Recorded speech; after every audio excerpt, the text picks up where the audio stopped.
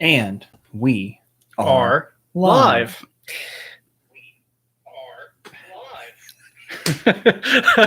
I'm sorry, I would have paused it, but I had to get the echo. It's perfect.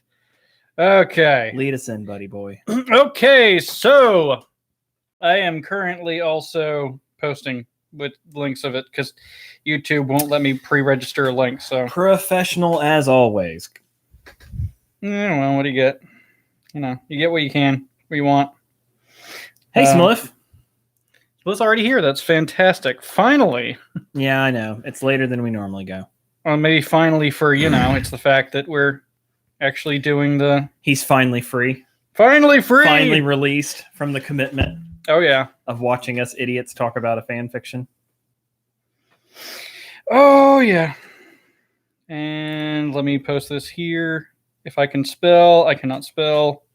I just wish YouTube would allow us to park a link before we go live. So that I could actually set up and post it places.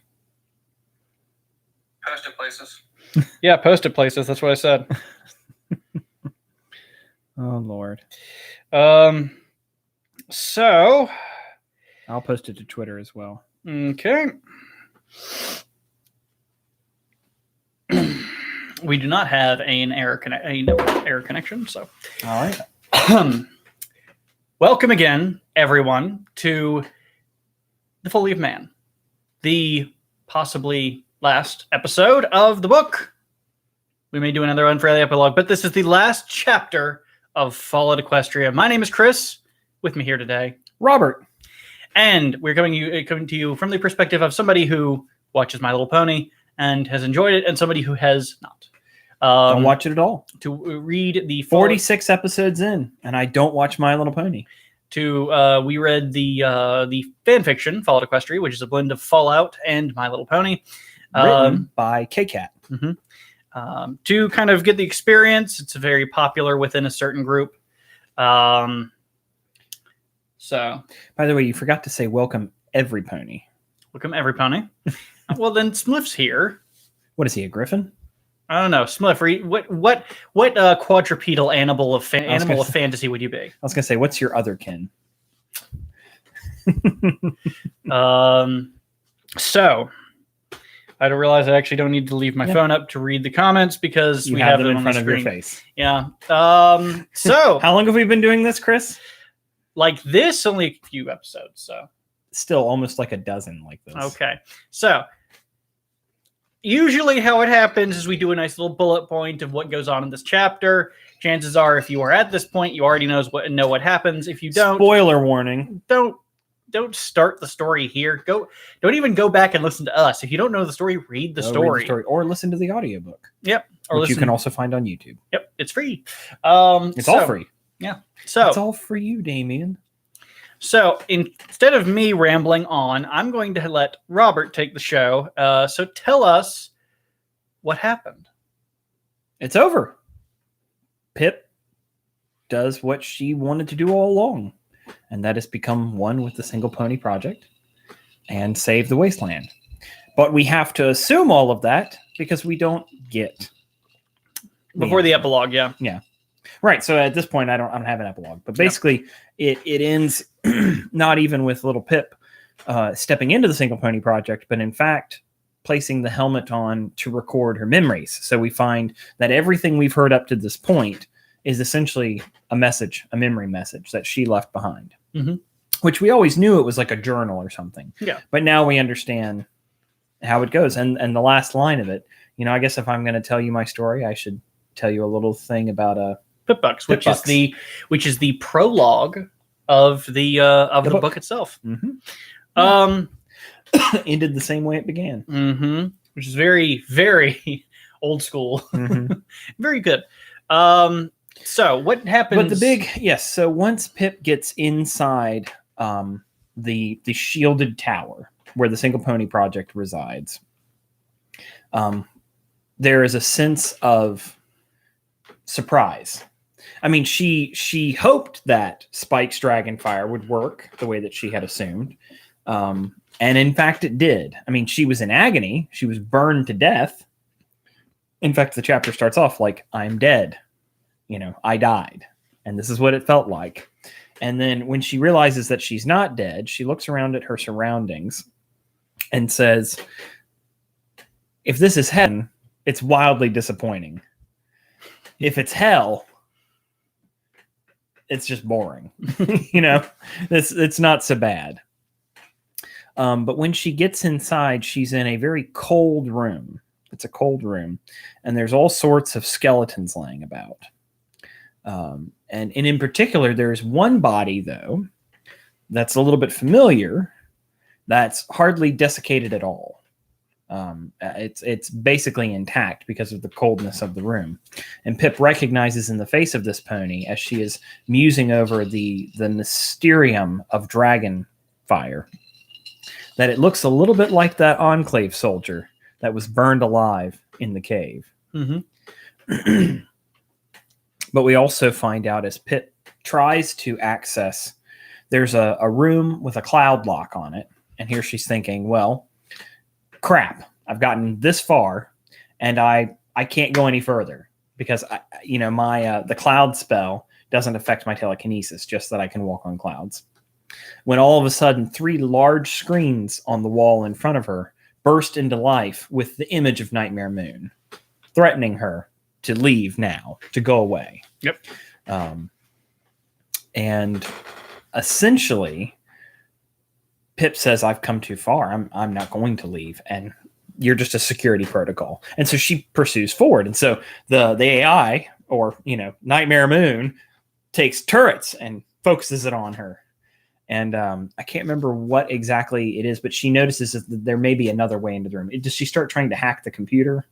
What she says is, I'm going to continue trying because it's getting to you. I know. Well, right. Well, but she does something in particular, and there's a hesitation by the AI. Mm-hmm. And she's like, computers don't hesitate.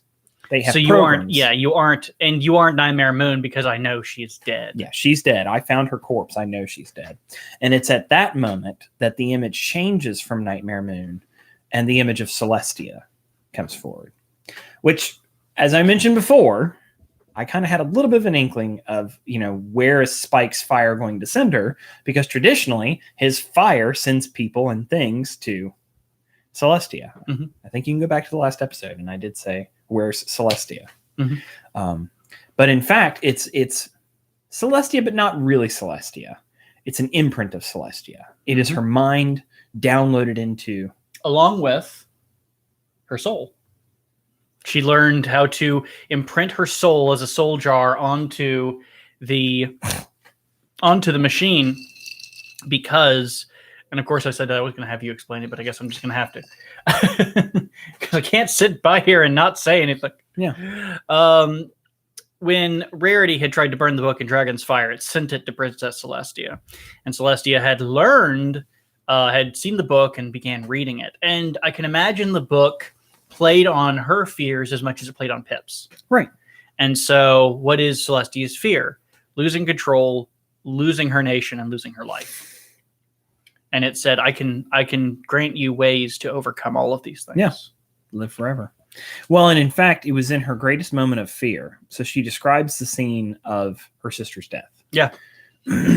That at first they took shifts holding the shield, protecting their citizens. Mm-hmm. And when one was holding the shield, the other one would rush to find medical supplies to heal themselves. Yeah. But ultimately, Luna succumbed to the pink cloud. Yep. She wasn't strong enough. Mm-hmm. She just and Celestia stayed with her body until she went cold. Yep. But it's in that moment that she was faced with her greatest fear. Oh, crap. We can die. Yeah. We absolutely can die. And if I can't die, I can no longer protect my children. That's correct. What does a god do? And so she fled. And she didn't come into contact with, but she saw the mega spells that Steelhose had mentioned were probably headed towards, but never reached, Canterlot. And in a fit of rage, she tore them asunder. All of the missiles as they were headed towards Canterlot, which is where the Whitetail Woods poison comes from. And explains quite a bit about what happened. And so she made her way to the SPP, trying to find some way to fix anything. Yeah.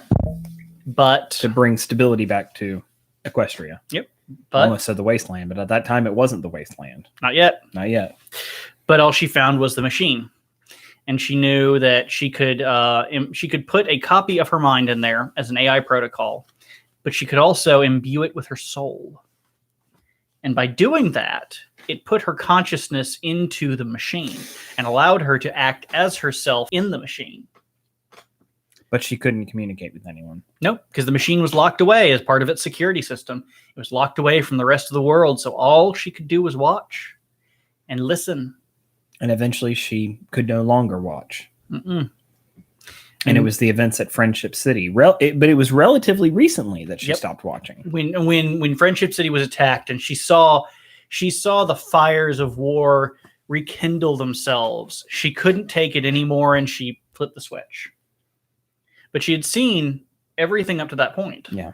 I mean, think about it. You have a computer whose sole purpose is to manage and monitor all of that data. It's flooding in. So she's able to monitor and maintain, like, just look at everything. And she's been watching for, like Spike, 200 years. Mm-hmm. Without any ability to do anything. Yep. Completely helpless. Last place says, I think the story mentioned that the Enclave didn't really control the tower. They just hacked it to get some of the... Yeah. Oh, yeah. Well, I mean, that's how they did the cloud seeding. Yeah, because they hacked into when Pip enters the Single Pony Project, she realizes that, and we're skipping around a little bit, but we kind of buried the lead. She realizes that it doesn't just control the weather, it also controls germination. Agriculture and everything else. It helps the Pegasi, but it also helps, Applejack's job was to plant the seeds for the next season. This system does that. It does all of it. Yep. It was supposed to replace all of Ponykind's menial. I would say menial. I would say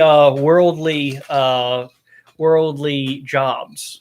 Responsibilities. Yeah, because a lot of how the world is set up is it's set up to where the ponies take over control of the weather, the animals, the plants, and here is something that will literally replace Celestia brings all up of the it. sun, Luna brings up the moon. You've got the Pegasi that control the cloud cover. You have the Earth ponies who work the Earth, and then you have the unicorns who fuck around and float things in front of their face. Yeah, they handle the magic. Is what they do. Yeah, I mean they're kind of good at intermediating between the different groups, kind of thing. Yeah. Don't get me wrong. The unicorns definitely produce. I mean, it's just they would be manufacturing like high with a high degree of precision, things like textiles and things like that. Yeah. You'd eventually have Earth ponies make machinations that would do it, but the unicorns would be the ones who had found the concept that it could actually be done and would try to magnify its capacity there. So what I skipped over a little bit is that Celestia tries to turn Pip away and to keep her from making the sacrifice. Mm-hmm. And we also find out how lonely Celestia not only has been in her current situation, but also how lonely she was before she was even a part of the part of the towers. The Gilded Cage. I mean, she really didn't have friends. No. She had a favorite student, but she really didn't have friends. How could you have friends? Well, and she even admits to a form of cruelty. The joke about where she put her sisters. Yes, she regrets that, as she considers that her falling was making a cruel joke, making something into a cruel joke, which ended up hastening the war and turning it from a Cold War conflict into a live action, just absolute fire of a war. Yeah. And she takes responsibility for that. And I mean, let's be honest here, it would have happened in any number of ways. But Celestia realizes from Pip that Spike is still alive. Mm-hmm. She realizes that's how Pip got there. And she offers to Pip, listen, you now know Spike's fire will take you here. Mm-hmm. You can go home. You can come back anytime. You can send another pony. Yep. It doesn't have to be you, Pip. Celestia is basically talking to Pip. I mean, this is how a goddess would talk to all of her creation, but she talks to Pip like she's the only pony in the room. Yep. Like she's literally I mean, she's the first pony she's talked to in 200 years, but she's talking to her like, you are the savior of the wasteland. You have done and are doing what I couldn't and can't do. Mm-hmm. You alone. You're the best of all of us. Yeah. Dr. Man. And she says, you know, you and your friends shine when you're together. Mm-hmm. And I cannot take responsibility for parting you from that. And here Pip thinks about, you know, the ministry mares were at their best when they worked together. Mm-hmm.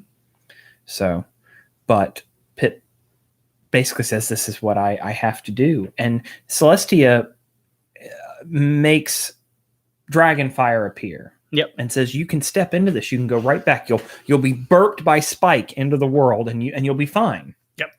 And Pip decides instead that how selfish it would be. Here they are on the precipice of total annihilation from the Enclave, because, you know, they've gotten inside, but the Enclave is still pissed. And they still have the ability to decimate almost everything, even Correct. with if they win in Philadelphia. Let's say they win because of the help of the, what do you call it? Thunderhead, massive. No, not the Thunderhead. The Pillar of Light. Oh yeah. The project, not Project Celestia, but Celestia 1. Celestia 1. Thank you. You know, even with that, let's say that really decimates the Enclave in that battle, which it could do. Mm-hmm. They're not defeated. There's a ton of them, and they have tremendous military might. Yeah. And fervor. Absolutely. And furor. I mean, they are pissed off because they keep losing to these wasteland bumpkins, basically. Yeah. That keep calling up dragons and griffins and crap like that to fight them. You have a cybernetic dragon who was destroying one of your Thunderhead. At some point, the propaganda machine's going to roll into overdrive, and they're going to somehow convince every single one of their citizenry that you must Call to purge. arms. Call to arms. You're going to have to purge the bottom. You just got to purge the entire Earth. Every single thing that is not a Pegasus must be removed. And at that point, that's when it would go too far, and everything So would die. Pip understands, listen, as great as that sounds, this is what I'm here to do. This is what I must do. So she takes basically whatever paper she can find. There's no way to write in there. And so she, you know, takes a piece of glass and cuts her hoof and uses that to write out a message to Spike.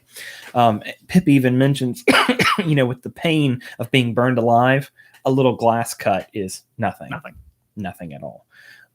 She faced the fire, and her message to Spike is essentially, I'm alive.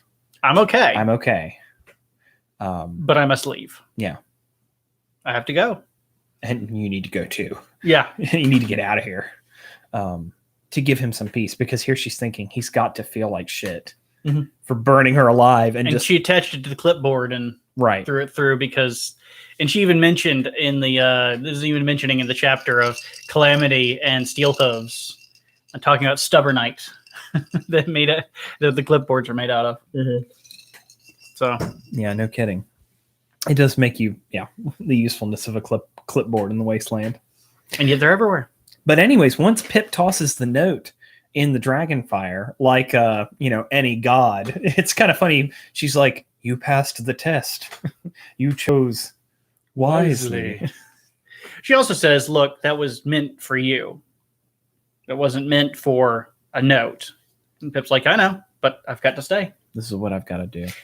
So Celestia grants her access to the Single Pony Project, the room where the Single Pony Project is. And there's actually a hallway down towards the Single Pony Project. And in that hallway is where the jewel-encrusted helmet that Celestia used to upload herself to the computer resided. Yep.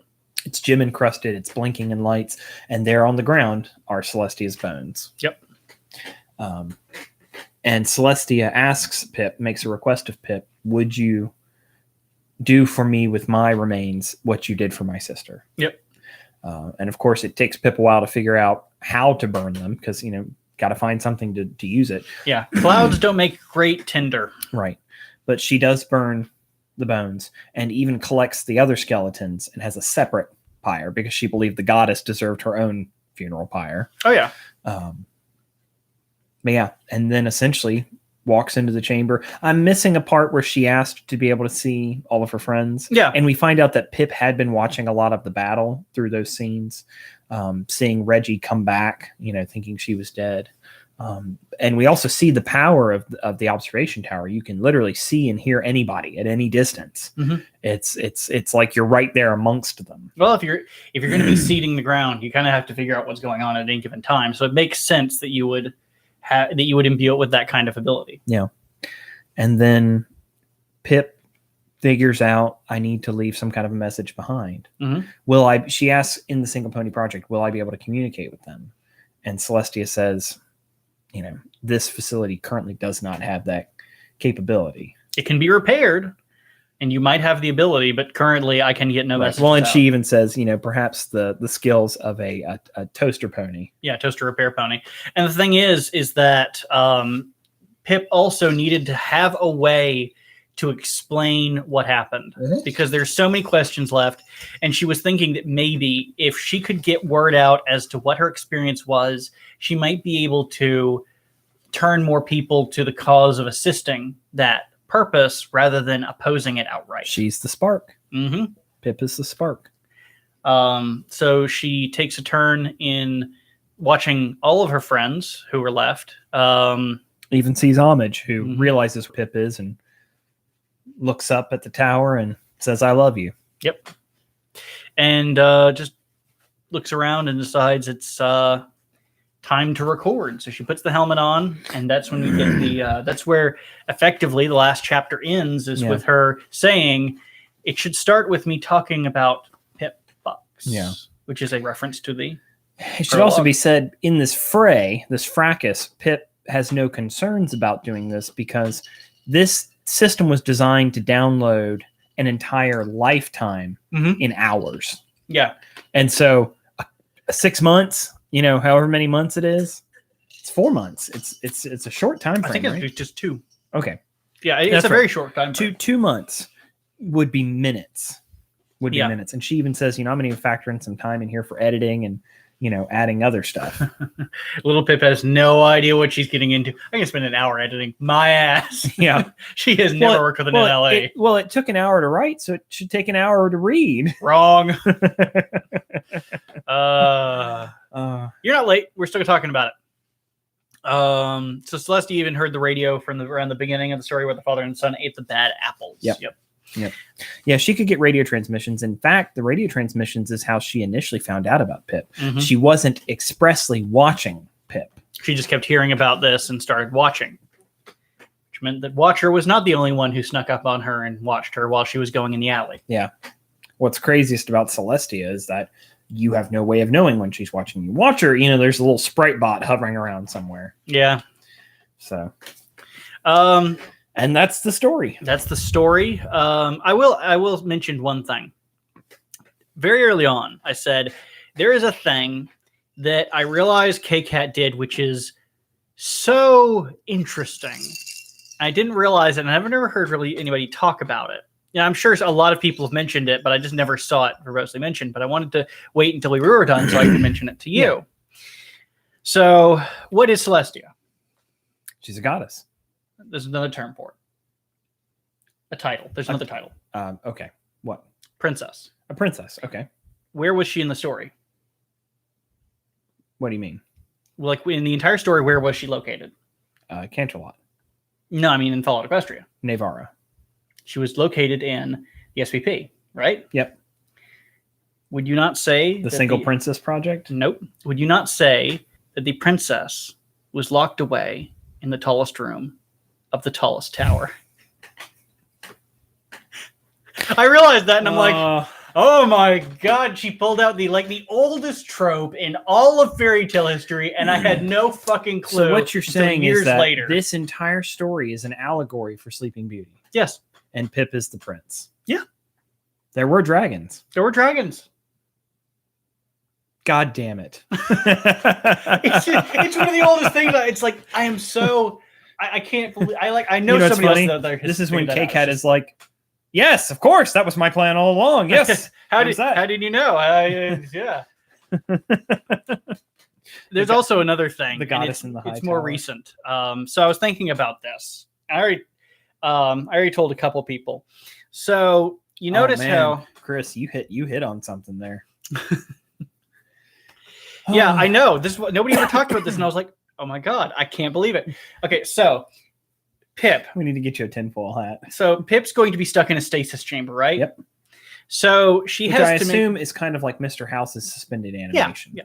So she has to make a decision to save the world by pretty much removing herself and moving forward in time while she watches everyone else around her possibly fade away, right? And she only gets these momentary glimpses in time where they get older and older, but she can't control any of it. Right. Well, and the other thing is it seems dubious the level of control she will have. It's like she can be cognizant of what she wants to achieve, opening up the clouds and doing that. And there's some risk involved that we don't know whether it'll work or not, right? Right. So, okay, so she's going to spend a very long time leaving everything behind to possibly save them. And she can see all of what they do, but they have no way to get any message back from her. It says stay, Dad. So what you're saying is Interstellar ripped off Fallout? Yes, it did. Every single pop song is Bob Dylan. Every single of the greatest stories Fallout Equestria. There you go. Exactly. Mind blown. Mind blown. No, I just realized there was you could connect Cooper's leaving in Interstellar to her deciding to sacrifice herself. So to the here's a workaround for actually sending messages. She's in charge of seeding, right? Yep. Why don't you just plan a message? You could. Oh, look at that. There must be aliens. Nope. Pan out a little bit. I want some. By Celestia's radiating orgasm. Oh. Like, you're like, that field looks kind of funny, and you go look at it from up high, and it's just a horse vagina. Horse pussy. Thank you, Goddess Pip. You know what's really funny is that in this kind of a way, Pip has elevated herself to a godlike status. I was going to say she achieved what Red Eyes wanted to do. She ascended. She has ascended to becoming a princess. She's ascended to becoming a goddess. So like Twilight Sparkle. Except I had a conversation with somebody about this, and I think I know why I don't like. Is this what you call pillow talk? No. I keep talking about why I don't like the new seasons, and I think it's not their fault. And I think I figured out what it is.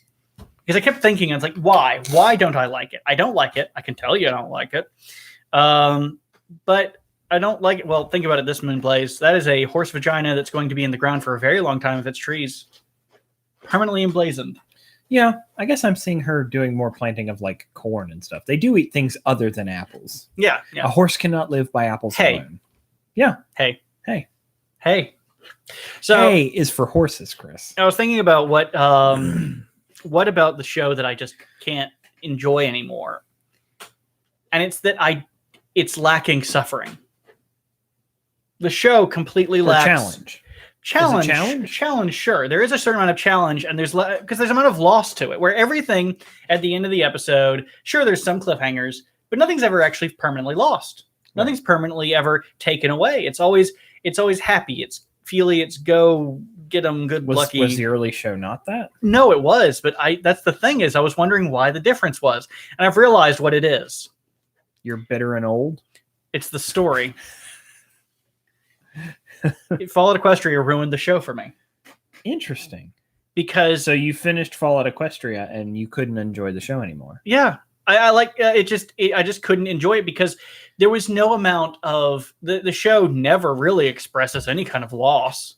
Yeah, and whenever I talk about how a chapter could be better, the cornerstone of what effectively it is well, a character loses something. Well, let's face it, isn't just as an observer's point of view, isn't broniedom kind of escapism in a way? Yeah, but that doesn't mean that's what the show largely is. Escapism isn't always happiness. Look at Warhammer 40K. Right, but I would say that, I don't know. A fair number of other bronies I've met, like that's what they like about it, is that it's so pure and so like there's nothing dark about it. Yeah, it's a personal thing. It's me. It's why I don't enjoy it anymore, and it's my fault, sure, but yeah. I think that's what it is. Moonblaze says Red Eye's goal was based around an idea that ponies need something above them to impose morality, so it's a little unfair to Pip's rejection of that ideology to say that she achieved what Red Eye wanted. Red Eye wanted to ascend. Red Eye wanted to have because I mean the Red Eye wanted a better world, and for himself to ascend to lead a better world through the motivations of a higher moral authority, because he saw that as being how you do it.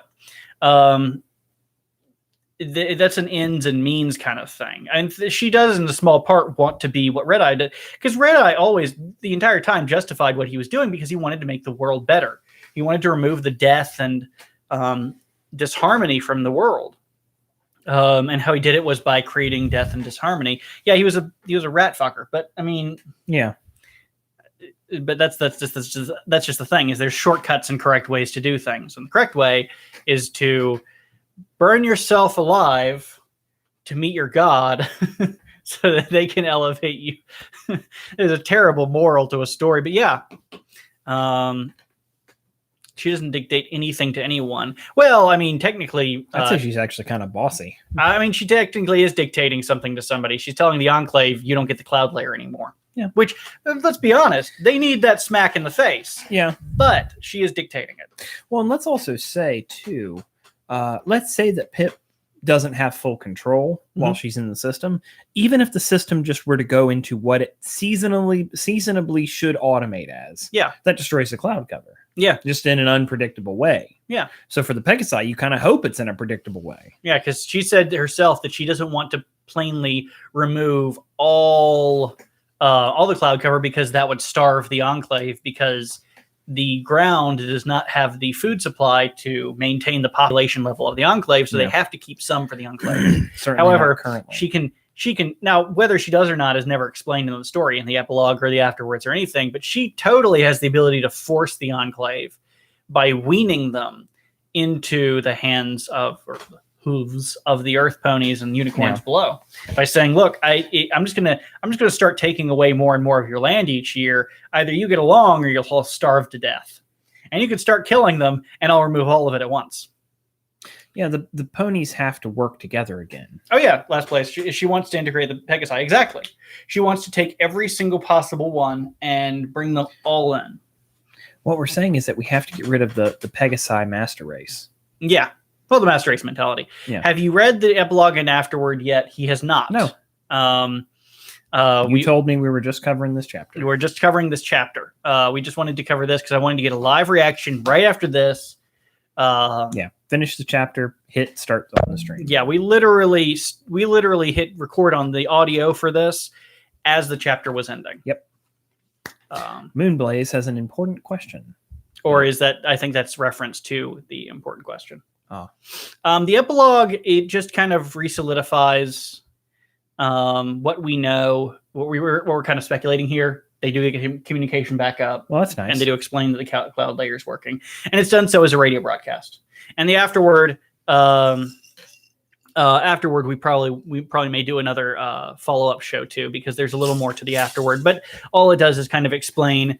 It's like a little bit later, and we add, and we kind of discuss how everything is going.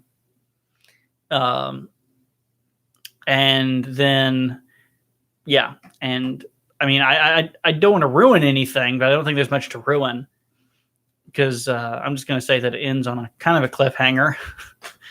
Why would you do this? Why would you do this? Why would you do this?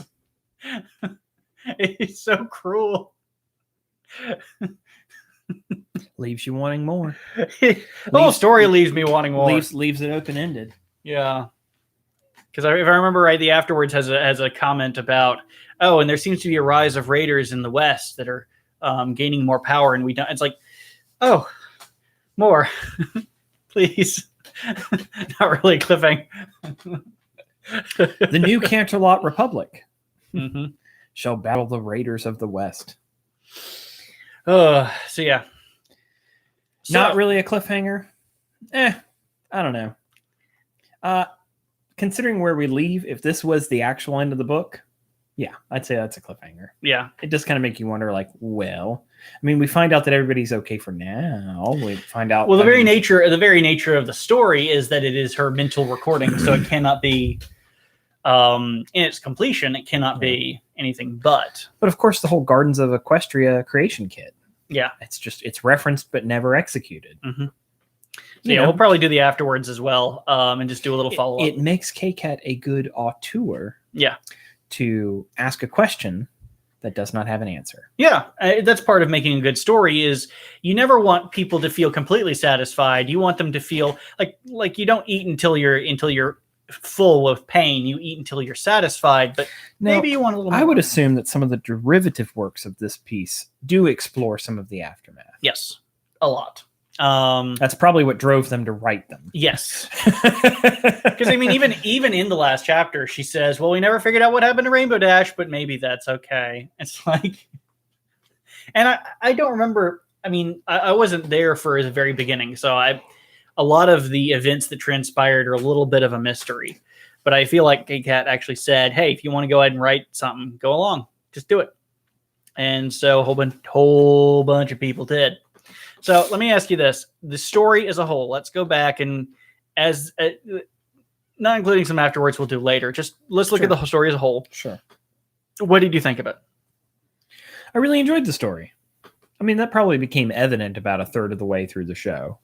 Not that I was resistant, but just my question always was, why? I mean, not that it's, it's like, what was the impetus? Is this just a fan fiction that's a what if we put these two things together? Because there's a ton of that. Mm-hmm. There's a ton of those, like, it's Doctor Who and the Lion King together. Oh, let's see if it's an interesting story. And you're like, no, that does not make sense. Good luck writing 45 chapters of that. But I would say that, yes, I enjoyed the story. And quite frankly, I would encourage somebody who is interested in a good story, who has experience with Fallout, to give it a try. Mm-hmm. I think it's harder if you don't have any experience with Fallout to appreciate the story, but maybe, I don't know. We've talked about the fans of the book coming from two schools, but they're primarily from the My Little Pony crowd. Well, because, I mean, the stigma behind it is, why would I ever read anything that had My Little Pony in it? What do you think, I am gay? I mean, that's what's going through people's mind. They're like, just because I'm gay doesn't mean I'm that kind of gay anyway. Yeah. Yeah, I mean, because people are just going to be opposed to it just because it has that label. So you're not going to get much crossover. And feel free to chime in if anybody else has any questions about the story as a whole at this point. Hetero.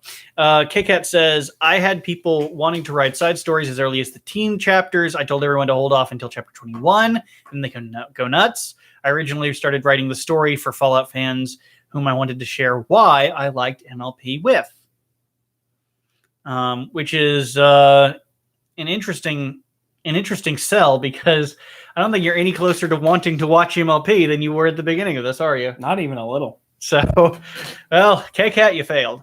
No, but I mean, what's stupid, though, is that I got so wrapped up in the story that there'd be certain characters who'd have dialogue, or we'd see a character from the show who was really struggling with something. And I'm an emotional kind of a guy, but I'd tear up in some chapters because there was a tremendous emotional impact from this story. Yeah. You're like, oh, they're finally having that moment. And it's like, yeah, that's what good writing should be. Yeah, you introduce characters, you build them up as to how the reader can connect with them, and then you have them go through a certain amount of conflict in a way that the reader, that the audience can associate with and feel stronger because. I will say, if your goal is to take somebody and explain to them why you like My Little Pony under the guise of Fallout, it's kind of a long way of doing that. Mm-hmm.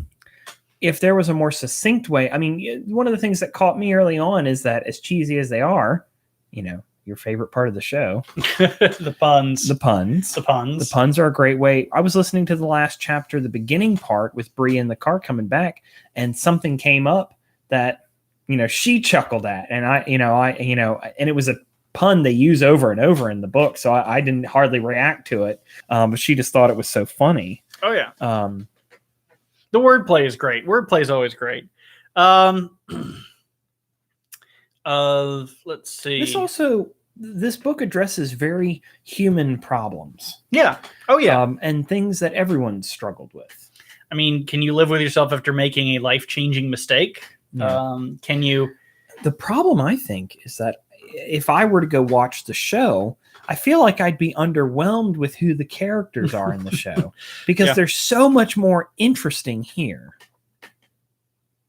Yeah, the amount of character involvement and their connections and the reasons and motivations for their existence and why they do what they do is so much better understood and portrayed than many things I've ever experienced or consumed.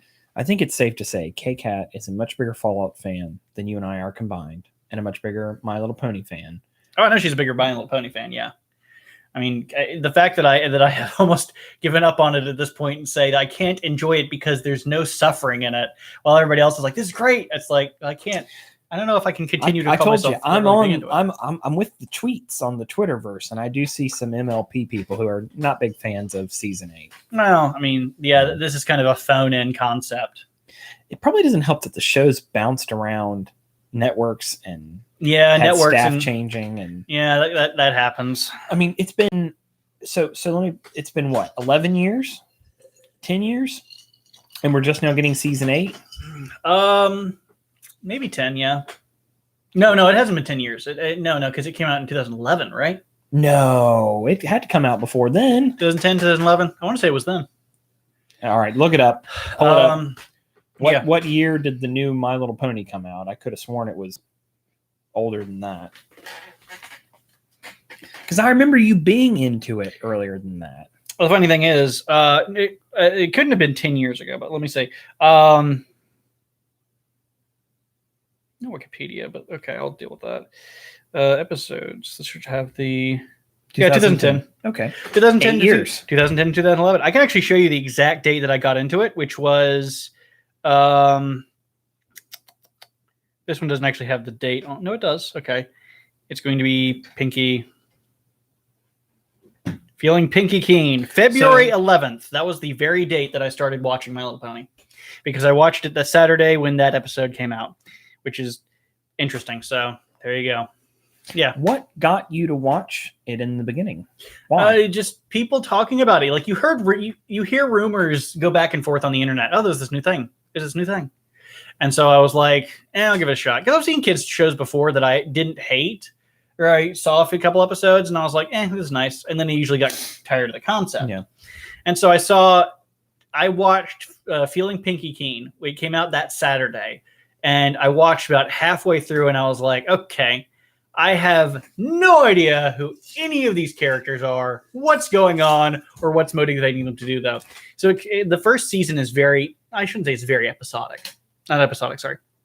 What's the thing where it's not episodic? It's actually story arced. I don't know how to say it. It's minorly overarching story. There's an overarching story.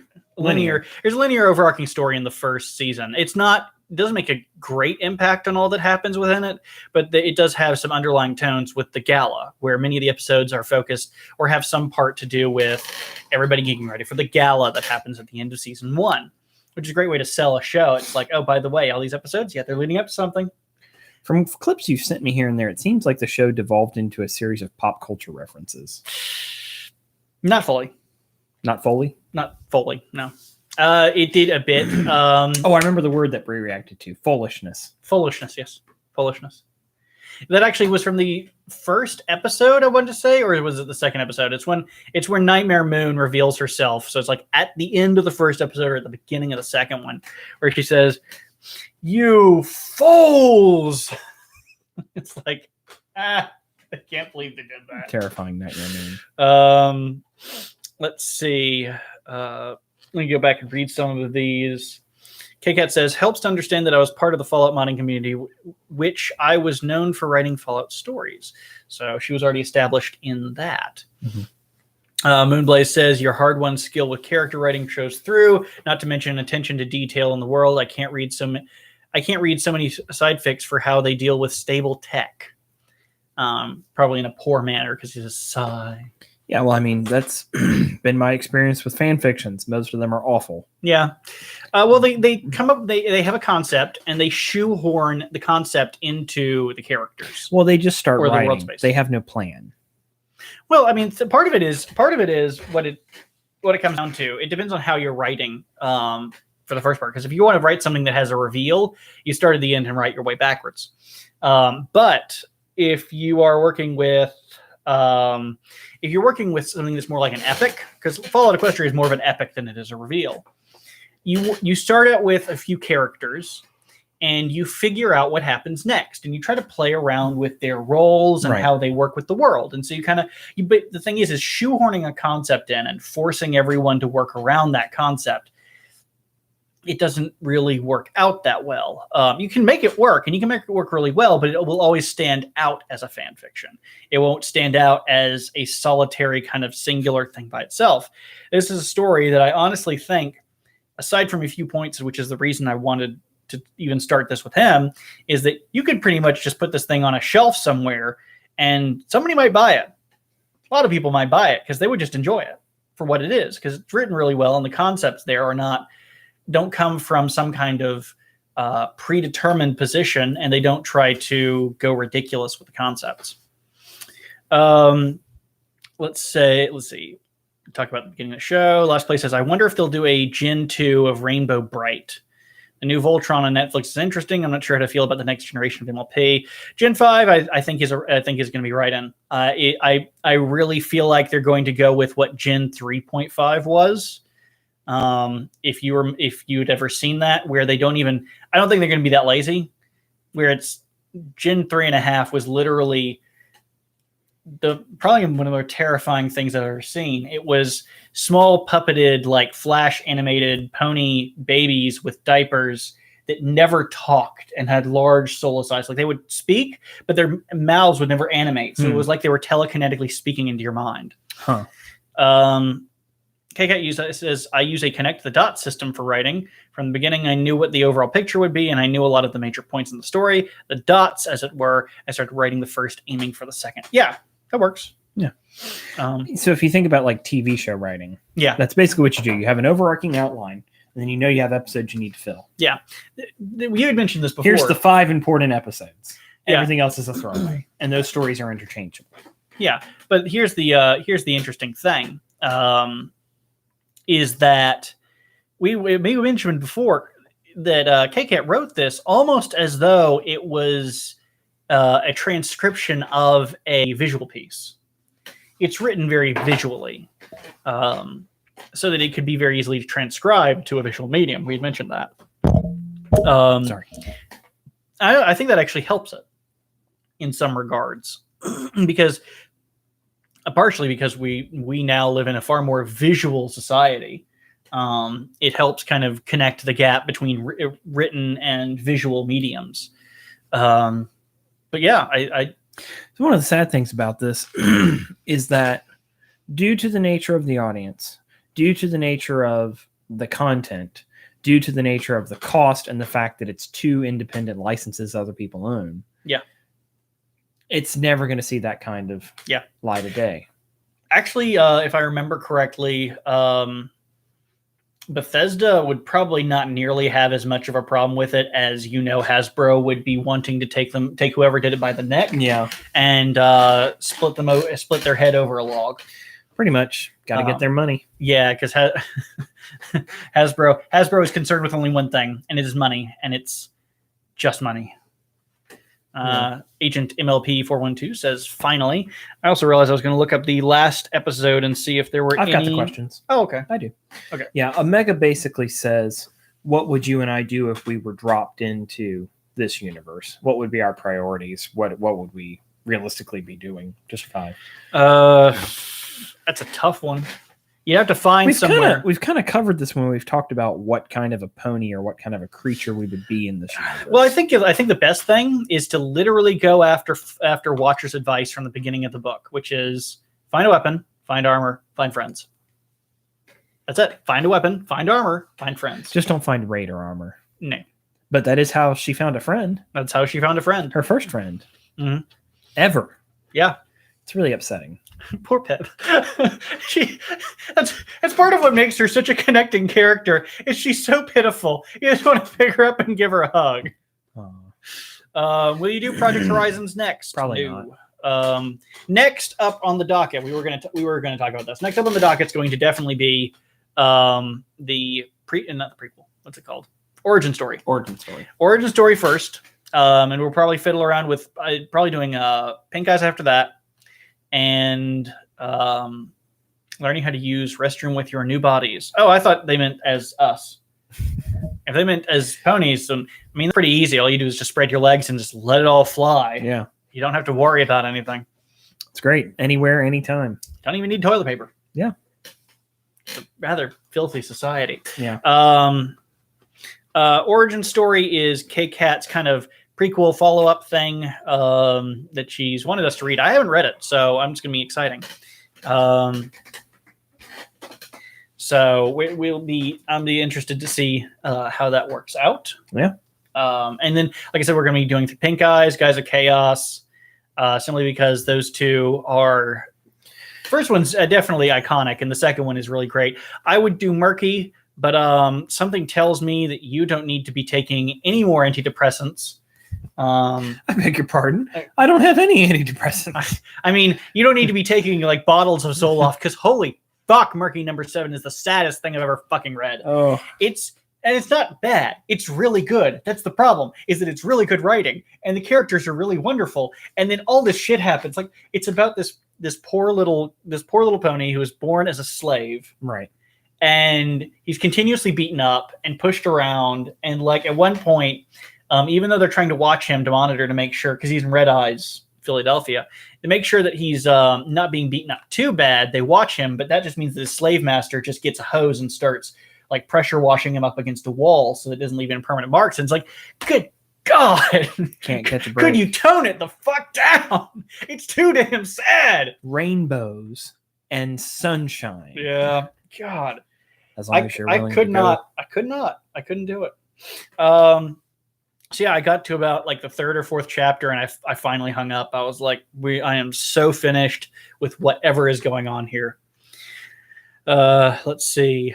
Moonblaze says, Pink Eyes was a good story. I just wish it wasn't written first person. The limited vocabulary made it really hard for me to get through. Yes, but that is also kind of the point. Is Pink Eyes a juvenile character? Yes, it is actually a child.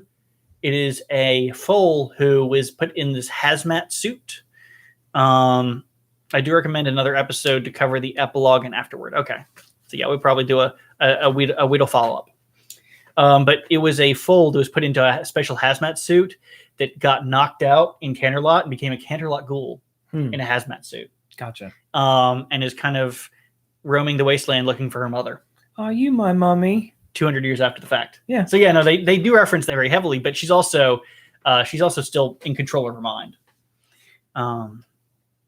Let's see. Murky's amazing. It's not for everyone. Funny that the guy who wishes the show had more suffering couldn't take that though. Yeah.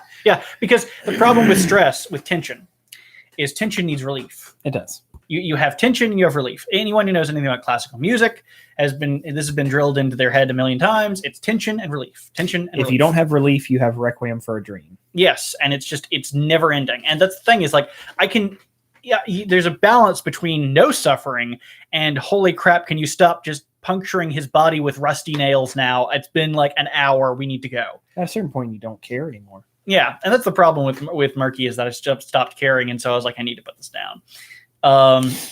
It made me kind of depressed. At least you didn't go the other way and you're like, yeah, get him, fuck him. Yeah, burn the little one. Yeah, hold him down. It does take Fuzzy a long time to get to the first relief point. It gets a lot better after that. I'm sure, but I also know about the other points that he hits on because I've had to go through all the comments and places. So no, I mean, believe me, it's wonderful. It's beautiful. If you like that kind of thing, read it. Also read Background Pony because I'm guessing you'll probably love that too. Also well written. It's about a character who is never remembered by anyone around them. It's not a Fallout one. It's actually just a regular MLB. That sounds kind of like that tabletop that you played. Yeah. Yeah, that was actually the gist for that character. Is he kind of artistically borrowed from the background pony concept, which is I don't think you're going to get sued for a tabletop story unless you're stealing D&D. Well, I mean, there's a different connotation to stealing. When stealing is you are applying a concept to, you're just ripping it off because you're lazy. Yeah. Let's see. Let me see if I can read this. She isn't quite a Canterlot ghoul. She's more of a concentrated form of pink cloud. Well, I mean, here, there, this, that, the other. I read a little bit of BP, but never finished it. Background Pony. Background Pony is very sad. Background Pony's ending ruined it for me, actually. Good writing, but, well, kkat did a whole blog on Grimdark that explains it better than I could. So I'll actually have to read that. Probably forward that to my friend who really loves it. Just want to burst that bubble. Just asking now, anyone ever read Project Horizons? I have. That's why I don't think you would make good content for the show, because it's far more sexual, much longer, much grittier. And now, mind you, the length wouldn't matter too much because, like I said before, we would stop at chapter Black, whichever one that is, 30 or 31, 33 or something like that. And we would just be like, I wouldn't go past that point because there is the perspective shift, but I also want to know what it looks like if you ended it there. Right. So I think that'd be cool. Also, the title would make absolutely no sense because at that point, they don't even bring up the concept until later. So, yeah. Yeah. So there's that. But it's funny that he brings, or whoever, Agent MLP 412 brings Project Horizons up, because from episode one, yeah, that has been the question. Are you going to do Fallout and Project Horizons? And I actually went back and forth with this, where I was saying, well, maybe we would, maybe we wouldn't. Yes, we will. No, we won't. And I realized you aren't going to enjoy it at all. And it's not the writing style. It's just the fact that there is so much more viscera, and the character, I feel like, is a very hit or miss character. Blackjack is it's very polarizing. Either you absolutely love her, or you think that is just the worst character of all time. So there's so many FOE fics I like, but they just never get finished. Yes. Yeah, that's a big problem with fan fictions in general. Yeah, there's so many out there that started out so good, and a few that started out so people peter out. They don't know where to go. They lose creativity. They don't have the drive to commit to it. It's amazing what people won't do when they're not getting paid. Oh, well, it's not just that. It's also the fact that you have certain things that will change in life, or you do it for some people and you don't get the reaction you wanted. Yeah. Or the reaction that you garner is not what you really appreciated. I was loving FOE Ashes, and then just poof, gone. The eternal curse of the reader of fan fiction. Yes. Anyone got any ones that are finished and are good? Like I said, Guys of Chaos. The one thing, like, I can give you a whole bunch of positives on Guys of Chaos. I can. But the biggest one is that it's finished. And that is the one that I will sell you on, is that it is finished. It is completed, and it is wonderful in that regard. And the ending is great. So... can I recommend a fan fiction not related to Fallout Equestria? Try Ponies After People. We actually have had two of that, and including this. We've had another one. I actually need to look back to the comments and remember the name of. I was going to make a Google Doc that had all of the recommendeds and see if I could sort them through to come up with. Now, again, we'll be doing the epilogue and the afterwards, so we will have that up. I don't know how we'll have that. We may have that a little more laid back and lackadaisical than something like this, just kind of like an after show kind of setting. Because I mean, it's not that the points aren't important; it's that they aren't relevant to anything that comes afterwards. So, yeah. I mean, we might just be theory crafting for a while. So after that, we'll probably take a small break. Yeah, because we mentioned just breaking for a month or so. And I have a baby on the way. He does have a baby on the way, so we might be cutting. Kind of where that's why we were so late today. We had a big baby shower, so it's going to be. Our production may cut down from. Well, we will definitely be still making content. It'll be harder to. We're going to take a break from the Foally of Man. Oh yeah, not a long break. No, I mean, don't. Yeah, I would say like a month or something. Just to I was going to say. Bree and we've got to figure out what the new normal is going to be. Yeah, so there's going to be that. So it'll be intermittent. We'll put it that way. We've been trying to keep up with a weekly schedule. Obviously, it's every once in a while we won't. But we'll try and be good about letting people know when it's going to happen or not. Yeah. I have a question for y'all, though. Do you enjoy this live format where we get to engage with each other during the recording of the show? I certainly do. It's less to edit. Yeah. The audio version is very easy to edit. Yeah. Now. But as I was going to say, but after that, it may be a little bit spotty at first with our updates. So I don't know. We might do like multiple videos in one day, and then just depending if we have time. Like if there's an opportunity, I'm guaranteeing going forward. If there's an opportunity, because we'll probably be so spotty, if we can have multiple videos in one day, we'll probably record multiple videos and probably stagger the release on them. Yeah, we've done that. So yeah, just expect that that's going to happen. Yeah, same. That's one of the reasons why we did the audio version, because that's how I listened to the book. So it makes sense. If you're into podcasts, you can download and listen to it there. Mm-hmm. I mean, let's face it, we're not really lookers. You're not watching the show for looking at us. Yeah, my wonderful neckbeard. Oh yes, Lord Neckbeard. So yes, I like the format, and listen to the audio when I drove to work. I like it because it seems more personal. It feels like y'all are sitting here with us. Yeah. I mean, I've mentioned before about doing more hangouts. Yeah. We'll just see how that works. But so many of y'all don't want to talk or you just want to do text chat. I'm looking at you, kkat. I actually know somebody else who would do that, who actually probably doesn't even tune into these at all, because he refuses to even acknowledge that I have a voice, which is weird. Agent MLP 412 likes your beard, Chris. Oh, thank you. Thor's beard, not quite.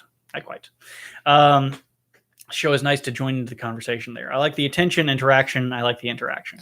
It's good for me too, because like I said, it's immediate feedback. If we say something, or especially what I really enjoy is when you and I look at each other and we're like, what does it say? When did this happen? And y'all can immediately be like, oh yeah, this is the thing. Oh yeah. I mean, by all means, call us on our bullshit. One of the advantages as well is kkat being here, which we're probably not going to get with many other authors.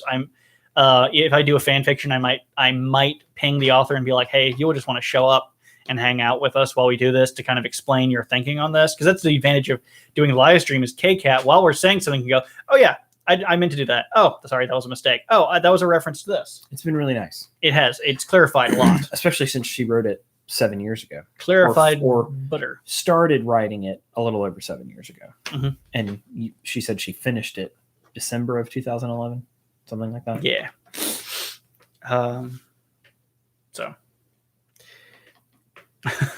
And now we go into anyone here want to help me proofread a story?